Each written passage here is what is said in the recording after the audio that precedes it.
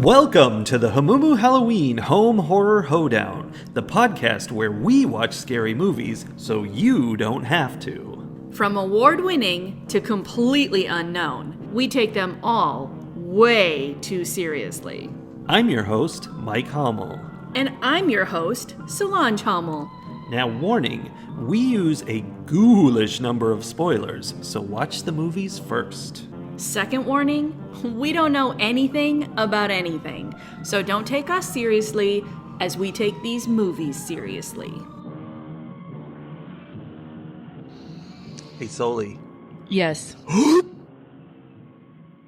Are you holding your breath? 2024!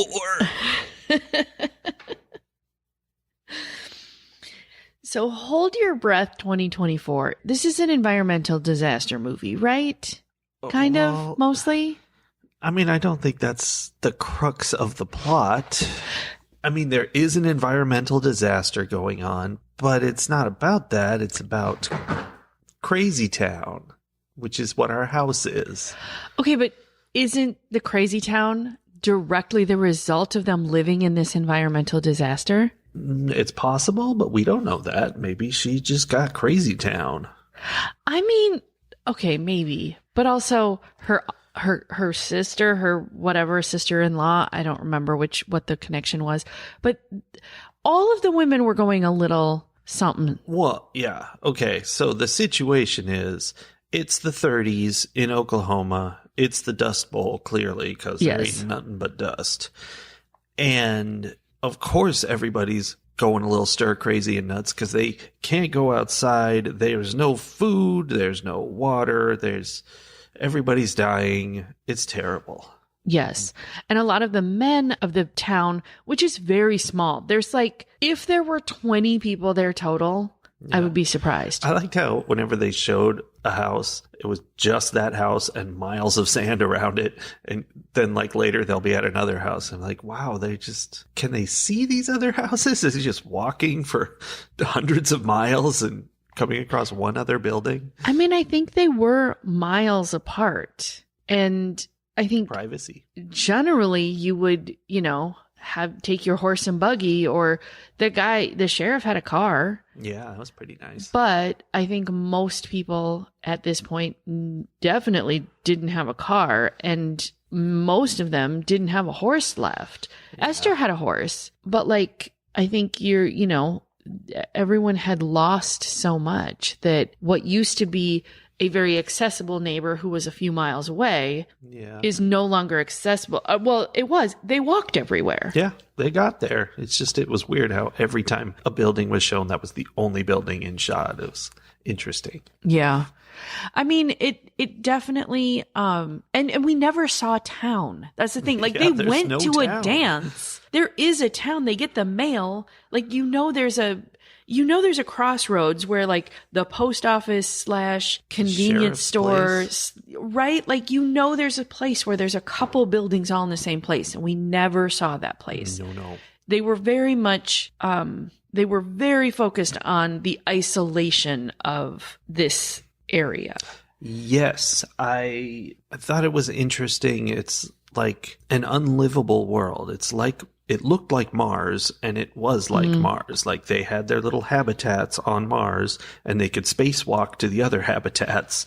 But between the spaces, there's nothing. It's just dead and dry, and it's just it feels isolated, like you say, and just there's nothing there for humans. No. I think I don't know. I mean, this is a time period that really happened, and these were real. This is a real situation, which I think is what I kept thinking about while we watched this movie, is that there are people in the world who lived through this exact situation. Now, maybe this, the angles of the shots to make the houses look completely alone, so you can't see that you can actually see the neighbor's house if you look in the other direction. But I think the reality of the time was such that you probably did feel that isolated, because even though they got together for their little sewing circle and, occasionally they would go visit the cousins and the aunt, and, you know, like there was interaction. They had the dance and whatever. But when you think about how, you know, that sewing circle was maybe the one thing that they did with other people in the entire week. Yeah. And otherwise, they were at home. And the wild thing to me is that they were at home with essentially nothing to do. Yeah, they did not have fields to take care of. No, like, you know, she talks about when they first got there and their field took off and they probably had a bunch of animals and like there were a lot of chores to do. And now the only chores they have to do are sweeping the floors and, you know, shaking the dust out of everything and wiping off all the surfaces. Right. Which is this constant thing, which is why I think, you know, all of that put together, then there's nothing to hold on to. Like she was losing her mind because there was nothing for her to do but think about all of the terrible things she had gone through, including the death of her daughter. Again, because of, well, that was because of scarlet fever. Yeah.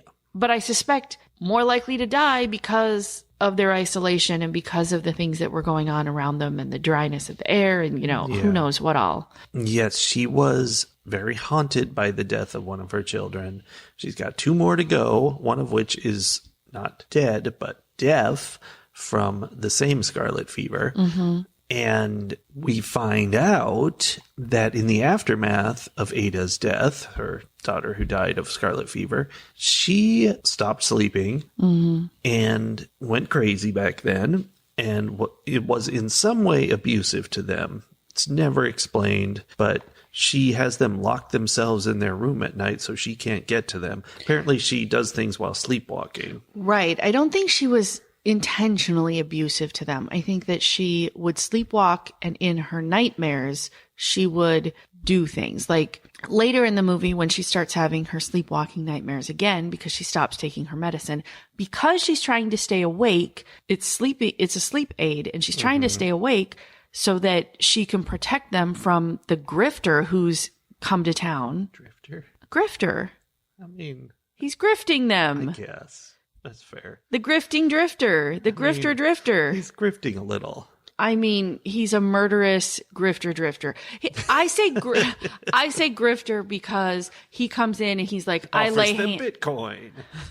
I lay hands. I can heal your daughter. Right. I can heal your cow. I can bring the rain. Like he's grifting them. He's trying to get things from them by lying. You've called out some pretty solid grifts there. Yeah. But then she finds out that he was lying, that her husband did not send him, that he is a murderer. And so like she wants to make sure that he can't get in the house and kill her children. But that makes her stop taking her medication, which then makes her the danger that's in the house to her children. Yes, because as we all know, if you breathe in the gray man who's made of dust, he makes you do awful things. And what I find with this movie is that that's a story we're given early on because for some reason her kids are reading a book of short horror stories, which feels anachronistic to me, but what do I know? Okay, does it? Because like Grimm's fairy tales? Well, yeah, sure. But it just felt very much like scary stories to tell in the dark. Like it wasn't what I would expect a book to be. But I mean, 1930, that's back when it's not as long ago as you think. That's when they had horror comics and stuff. So maybe it's totally chill. It is weird that that's like the only book they have to read is this like creepy horror story book. But we're presented with the story of the gray man. And yet, it's the kind of movie where you're supposed to be wondering if the gray man is real and, you know, it'll be revealed at some point, or if she's just crazy. And I was never wondering. There was no question. They introduced early on about how she had hurt her children in her sleep and stuff. And I'm like, okay, there we go. Well, so for me, it was less a question of, is the gray man real? And more a question of, is she crazy or is Grifter Drifter still around? Because that was the question. Yeah, it's like, is she hurting her kids? Did she set the house on fire? Did she do this or did he do that? And we knew he was there. We knew he was a bad guy. So, yeah. And like, okay, so the scene where she's outside and she is seeing Brother Wallace.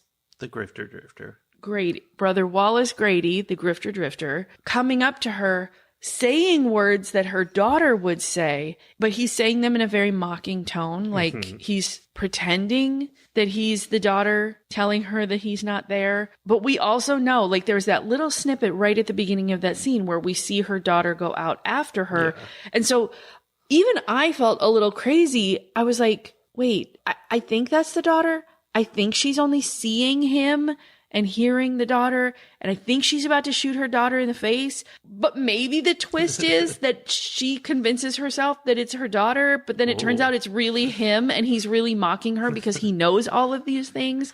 Like, there were a lot of, like, it was like a house of mirrors. Like, there were so many misdirections that I'm like, I don't know which way this movie is going to decide to go. I never felt that. I 100% was like, okay, that's her delusion, and that's her delusion, and that's her delusion. Huh.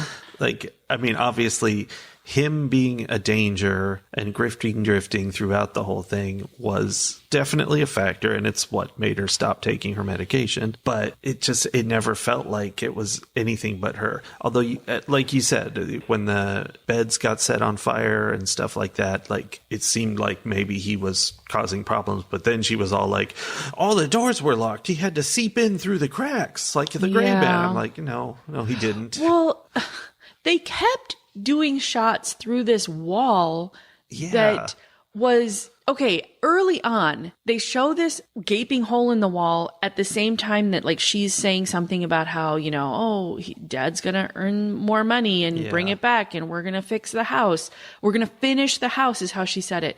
And I'm like, why did you build the edges of a wall, the chunk of a wall, and not the middle of that wall? Like, how did that happen? They definitely didn't build that. They busted that. Like, that was, I think maybe they did an addition, and so, like, that was an exterior wall that they smashed through or something. But it's funny to me because I was thinking about it, and I'm like, I feel like because they had the whole, like, finished addition, but between the two was this torn up, classic slats of wood with, like, plaster between them, jagged edges. Like the Kool-Aid man had burst through the middle.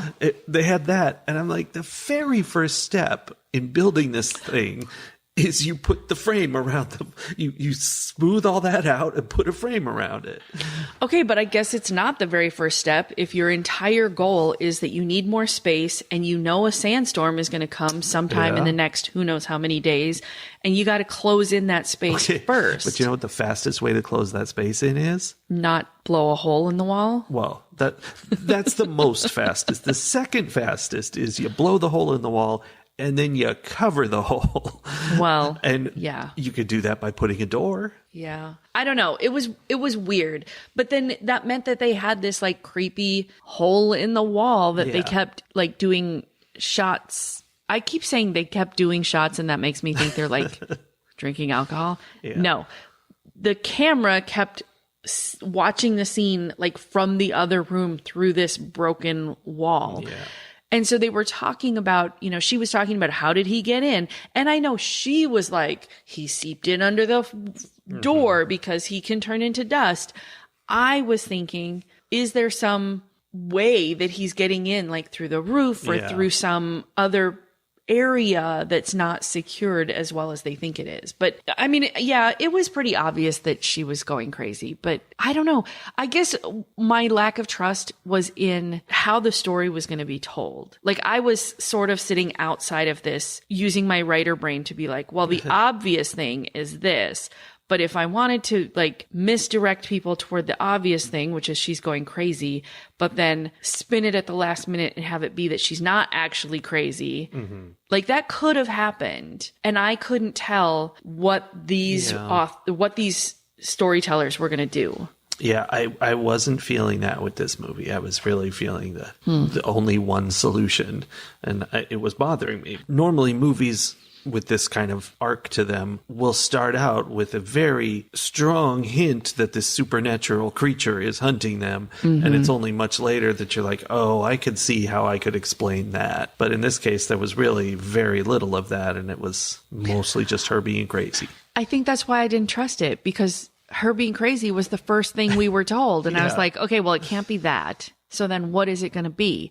And that's why, like, Esther showed up. Okay, so Esther is the sister or sister-in-law, whichever she is. She also has a kid who is sick. During a storm, one of her kids dies. She, like, shuts down, stops taking care of her other kid. Like, she experiences some of similar things that Margaret experienced.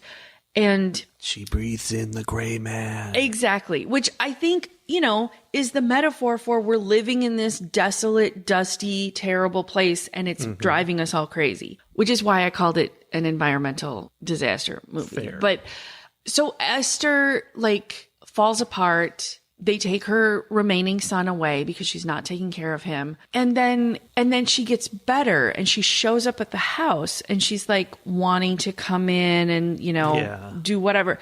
And I immediately was like, oh, is this what's going to happen? Like, is Esther not better? Yeah, is Esther still concerns. crazy? And then Esther was clearly and obviously hanging out with Wallace.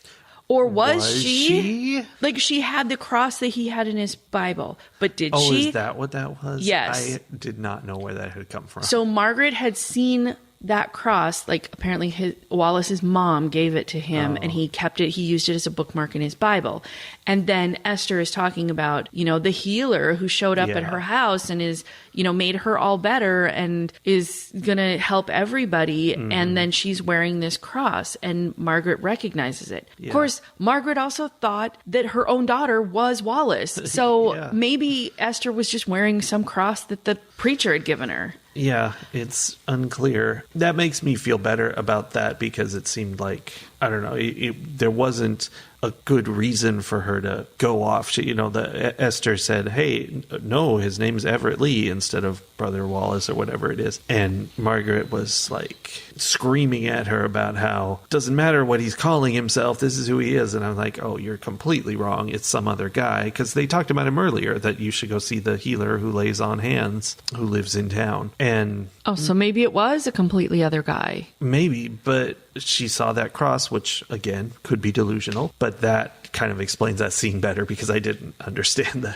the cross. I didn't know that. Where I got lost then was, so she thinks that Esther is under the spell of Wallace because she sees her wearing Wallace's cross. Later, we find Esther, Rose, the older of the two living daughters, finds Esther outside with her head split open or like shot. Like, I couldn't tell exactly what had happened, but she was dead and it wasn't the storm that killed her. It was something violent. It was definitely the earlier shotgun blast. Oh, that's how. So I think I missed that piece of it because then I was like, Rose immediately is like, you killed Aunt Esther. Mm-hmm. And I'm like, wait. How do we not know that Wallace didn't, like, what?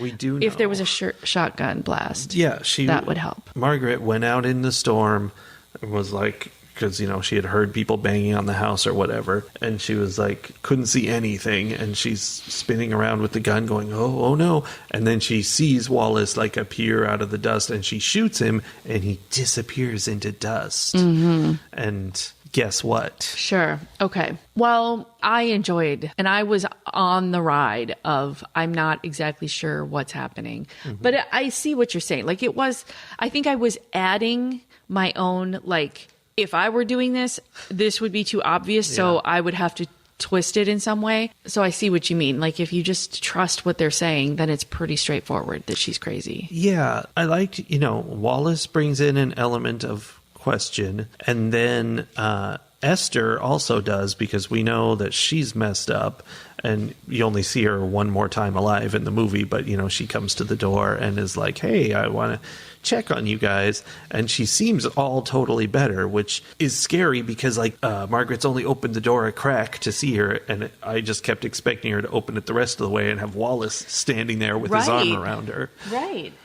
But none of that happened, but it was all possibilities. Yeah. Well, one of my notes says gun plus scary person plus mist plus crazy equals question mark, question mark, question mark. Like, there were a lot of things going into this equation, all of them making things worse. Well, it's all a big argument for mental health background checks for gun ownership. Yes.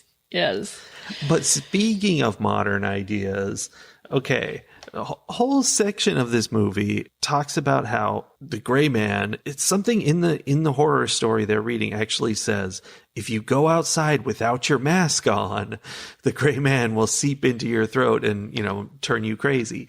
And then, later, like the doctor is selling them masks and he's like, oh, you should wear your mask to protect yourself. I'm like, okay, this is a post 2020 movie for sure. Well, I mean, it is definitely a reminder, sort of like some of the news things and the, essays that we were reading this morning. It's the reminder that we are not in a place we've never been before. Yeah. We're in a place that we personally maybe have never been before, but as a society, as a country, we have experienced most of the things we've experienced in the last 4 years at some point or another in the past. Everything is so cyclical. Yeah. And like, if you think about, there were probably scientists at the time saying, hey, dust is bad for your lungs. Yeah. You should probably cover your mouth if you're going to be outside. Like we do now. People will, we have weather reports that include pollen counts. Yeah. And the suggestions that if people are allergic to certain pollens, this is a day when you should stay inside or cover your mouth. Stay inside, should cover all the cracks with cloth. Yeah, the very idea, which also kind of ties me back to like the Brothers Grimm and like those old fairy tales, which were largely written as stories to scare children into behaving. Like, this is a scary story for children about how if you don't wear your mask, bad things are going to happen because maybe they don't care or they're, they don't want to wear their mask to keep the dust particles out. Interesting. Not interesting. This movie takes place about 10 years after the Spanish flu. Not that interesting. Yeah, it's all cyclical. We have been here before and we will be here again. There were some really interesting visual things that were done in this movie. I hesitate to say it was pretty because it was so desolate. It was kind of heartbreaking to watch, but it was hauntingly beautiful, perhaps is the right phrase. Like the colors were all used very carefully and light and dark were all used very carefully. When it was daylight and everything, it was just clear blue sky and everything underneath the blue sky is just the same. Yeah, this same like parched golden brown color. Yeah. And, like your buildings and everything they're so weathered because they've been beaten by sand and they've been beaten by the heat and the sun and everything looks washed out. Yeah. And I thought that was really interesting. And then when they were inside, there were a lot of shots, especially when all the times she was in the barn, there were all the shots of how like nothing was tightly put together when they built that barn. So like it was very dark, but with all of these like really bright, blindingly bright lines of light coming through between the slats. Yeah. The other thing was being inside, and there were several times, I want to say maybe 3 or 4 times, when someone in a very pointed way, like looks into a splash of sunlight and sees the dust motes. Yeah. There were a lot of digi dust motes, which kind of bothered me. I feel like they could have thrown real dust in there. Well, I didn't get distracted by them being digital, I guess, because I was just like, oh, the dust motes are the true evil in this movie. And at the same time, the dust doesn't care. Like, dust is not evil. Yeah. But for all of these people, it was. And it was destroying them on physical levels and on emotional levels and on relational levels. Like this completely eating away. Yes, this completely lifeless, innocuous thing that has no emotions of like vengeance or evil or anything is destroying them. Yeah, and that desolation, that was kind of the scariness overlaying the whole movie. I mean, it's supposed to be about this danger to the kids and all, but really it was unsettling to watch, and feel like there's, like, they even mentioned the train got derailed by too much dust on the tracks, which sounds stupid, but, there's piles of dust in this movie. I mean, it was sand, really. Like, they were calling it dust. It was sand, like, essentially, that part of Oklahoma became like the Sahara Desert. Like, there was nothing holding the sand in place. Yeah, and it just dried up so much, blew away. But that feeling that you can't get stuff and you can't go anywhere. And, their supplies were running out and there was just a little bit of hay left and their cow was dying. And it's just very trapped in this bright sunlight, wide open atmosphere, which I liked that kind of thing, a very intense terror of what are you going to do? At some point, it just all runs out and you just have to wait to die. Right? And you point out they're trapped in the wide open, which is very interesting to me. And I think is one of those things that is more fearful for us on like an innate level, us as humans on this innate level, because we are a tribal species. Like we have to live together in order to truly survive in an ongoing way. So the idea of being completely alone is possibly more terrifying, like on a really deep, like not thinking brain, but like lizard brain kind of level. The idea of being completely alone and cut off from everyone else, all the other humans, is possibly more scary than the idea of being like kept in a cage with other humans around. Because then at least other humans are potentially bringing you food, like you have the resources that you need. And it doesn't matter how smart you are or how capable you are. If your resources run out and you don't have other humans to rely on, you're dead. That's it. Game over. It's not just you feeling that way. That's what's behind Margaret's whole descent into madness. She's at the end, she's all talking about how she has to make sure she and her daughters stay together, which includes her dead daughter, and stay together. We can't be separated. We can't be alone. And I guess the writers were thinking the same thing. I mean, to the extreme that her solution for all of this is that they should all take sleeping pills and go to sleep, and then they can all be with Ada and everything will be fine. And I honestly think she had Rose convinced for half a second. And it wasn't until Rose saw Ollie in the background and was like, oh, right, it's not just me. Because there's also the idea, like, I think Margaret would have given up long ago if it weren't for the fact that she felt like she needed to keep her children alive.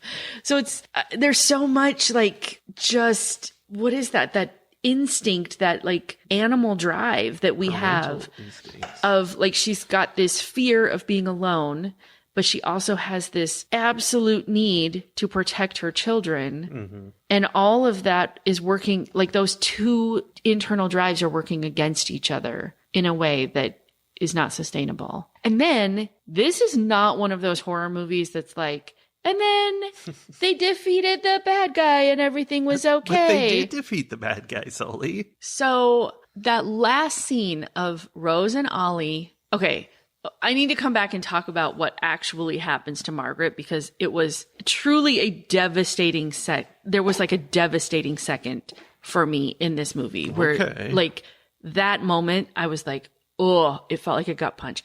But jumping ahead a little bit, at the end, the resolution, the denouement of this movie is that Rose and Ollie are finally on the train. They're headed out. We're assuming they're going to find their dad. How? Because he's at the bridge. He's building a bridge. Okay. But they're going to go find him, which made me think a whole lot about, that happened a lot. Like people would just head out to California because they knew their uncle had gone out to California. And I'm like, California is a really big place. I mean, they just go to each town. They're like, have you seen a guy who looks like me? Right? Like, I'm looking for my Uncle Bob. Like, he's got a scar on his arm. Like, and then people would find other people. Like, that would work. It's bizarre to me. Anyway, they're going to find their dad. And they have this like moment of hope and joy where suddenly Ollie realizes like, we're looking at green. The colors outside are changing because we're getting away from, we're getting out of this trap of isolation, right? Yeah. And then Rose sees the dust motes. And I'm like, she has now experienced a level of trauma with this natural disaster that happened that you can't stop, that you can't necessarily know is going to come. And even though she's heading to where her father is, where she's going to feel safe, even though she's around people, even though the grass is turning green. Like everything is getting better. She is carrying the memory, the trauma memory of this dust, of this isolation, of all of this with her. And it's going to be with her forever. She's going to be one of those people who like has to dust her house every single day because like the slightest sign that dust is settling on any of the surfaces is going to send her into a panic. Like that's what I'm thinking. Like how people from the Great Depression like ended up buying 4 copies of everything that they could, you know, like they needed to have stuff around them because they grew up in a time when there was nothing to be had. Yeah. I don't know. Yeah, I think so. But to get to that train, Rose and Ollie kind of tricked their mom. Rose was like, hey, let's have our sleeping pills in peaches. Because apparently they have canned peaches. And she was like, that sounds delightful. What a party. And so she's making them the canned peaches. Then Rose is like, hey, Ollie got outside. And that kid is so annoying. And her mom goes running outside to find her. And their whole thing that they do all the time, because there's so many dust storms, is they have rope tied to the door and they go out with the rope so that they can always find their way back. And Rose cuts the rope. She makes the decision to kill her mother, or to let the storm kill her mother, in order to protect her younger sister. I mean, to be fair, earlier she was holding a knife and planning to kill her mother with that, but she couldn't do it. Yes. So, like, she has to make this decision, which I think, again, plays into the fact that now the dust motes are going to follow her. Like, in essence, a little bit, she has inhaled a little bit of the gray man. Yeah, there's guilt. So she does this. That was heartbreaking enough, watching her make this decision between her mother and her sister. But the part that just shattered me was Margaret is out there in the storm, fully believing that her younger daughter is lost in the storm and she's trying to save her, and feeling, you know, reliving all the trauma of losing her daughter before, you know, all of these things. She's out there. She's trying to save her daughter. She's a little crazy. So, you know, that's adding to everything. And she's holding on to this rope, which is her lifeline to everything that is keeping her sane. Everything that is real in her life is she's connected to with this one piece of twine. And suddenly that piece of twine goes slack. Yeah. And she like just keeps pulling it toward herself until she's holding just the end of this cut piece of twine. And she is completely surrounded by the sandstorm. She is finally, truly and utterly cut off from everything. And it was physical, but also I think the thing that really broke me was that it was such a strong metaphor for mental health issues. And when you feel completely, that last thing tethering you to the world getting cut and feeling that like, that's it, I'm lost. Yeah, and her daughter totally did it to her. And I think she knew that. Well, it's interesting. I didn't notice that she got to the end, but yeah, she got to the end and saw that it was cut rather than it just come off. Yikes. So yeah, that was a really intense moment, both in the movie and just in this like idea of what happens to people when they are disconnected from the world. So it was very powerful. It was very heartbreaking. I do have to say, I really noticed in that scene, and there were earlier ones where some of the storm business was like not even special effects. It was just they filmed them just in a normal day, and then they just put a filter of gray crap over the screen.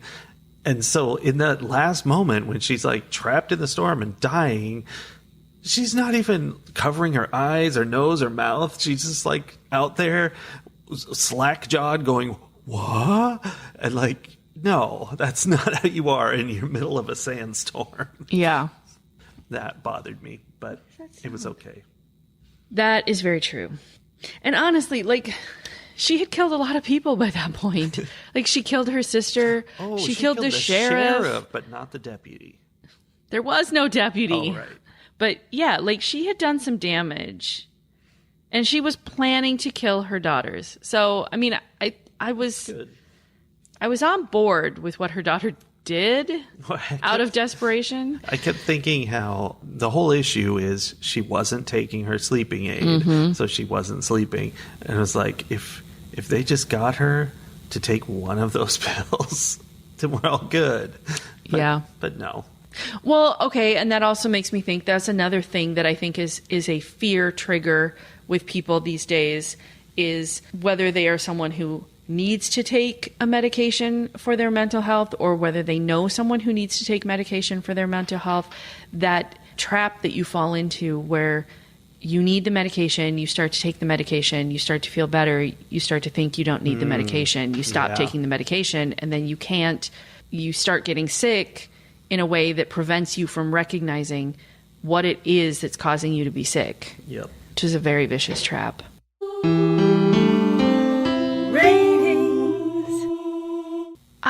I have said most of what I needed to say about this movie. I actually thought it was really good. It was one of those very dreary, heartbreaking, devastating horror movies. A lot of emotional darkness. Yeah. I thought it was very well done. I enjoyed the acting and the things that you mentioned, like some of the digital effects and some of those things, like they didn't bother me. Yeah. So I am going to give this film 4.5 rehydrated tumbleweeds out of 5. Okay. But I am going to say the Grifter Drifter was like, I'm going to save your cow. And he did it by teaching them to put tumbleweeds in water to rehydrate them so the cow could eat them. And literally, I'm like, they live in Oklahoma during the Dust Bowl. No one tried that. No one thought about that. That's not a thing that everyone's doing already. Yeah. I was a little disappointed in them. But I mean, it was new to me, but I don't live in the Dust Bowl, so. Right. I'm like, this isn't something that we learned way back when this first started. I don't know. Anyway, 4.5 out of 5 rehydrated tumbleweeds, because I really thought it was good, and I would definitely recommend it to other people.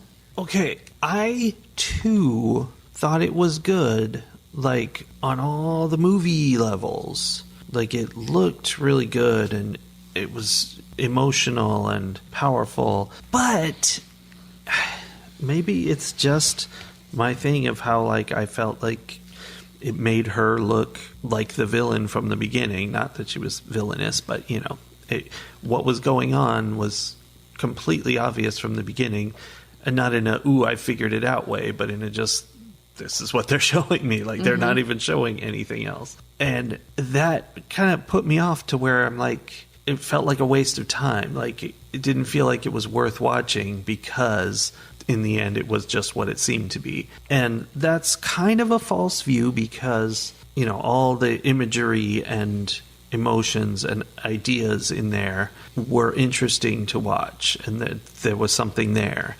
But just plot-wise, I felt like that's what was lacking, the plot element. So I will give it 3.5 rehydrated tumbleweeds out of 5. I didn't really enjoy it too much, but I definitely respect that it wasn't just like high quality, but it was actually very well done on every level, except I feel like that story was flawed. Okay. Well, we will leave that there then, and we will be back next time with another movie. Well, I'll talk to you then. Bye! Bye!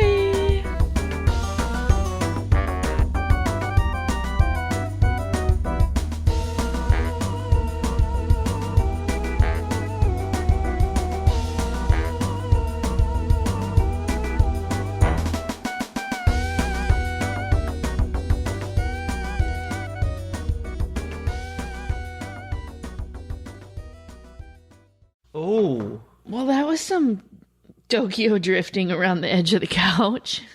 Oh no. She sees the gray man. What are you doing? She's such a monster. I can't believe how crazy she looks.